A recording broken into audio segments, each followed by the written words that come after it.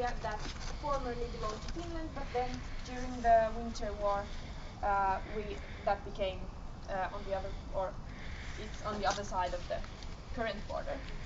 So this house has been then brought here in 1939, so right before the war broke out, and it's quite a bit newer than most of these buildings. It was finished in the 1880s, so only a few generations of the family called Makkonen has been actually living in this house in Suojärvi.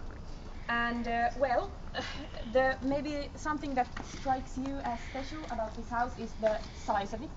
It's quite huge, and this is a very typical thing in the Karelian area. And it's mainly of two different reasons. First of all, it was customary for the people and the animal, the cattle, to live under the same roof.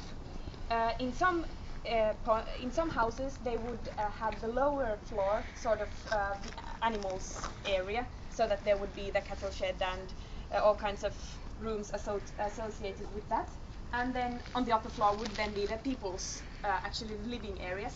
But here in the Pertinotsa house, the people's area is on that side. So on the upper floor we have the living room, the main room, and then the guest room.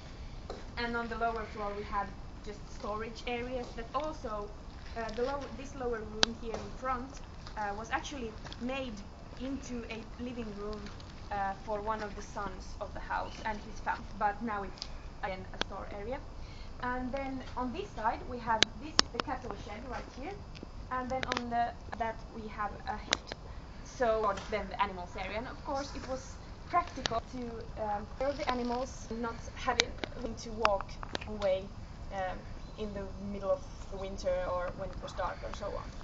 But another reason for why this is so big, and this is actually quite a small Karelian house according to those standards.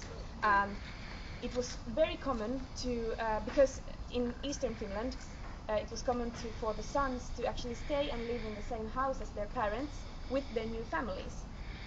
So that's why our households could have about easily about 30 to 50 people living, even 60 people living in the same household.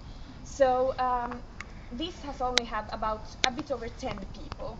So quite a small Karelian farmstead that is. And well, enough said. I think we could go upstairs and have a look if we still have time, and if not, then please stay and listen to the concert. It's really beautiful.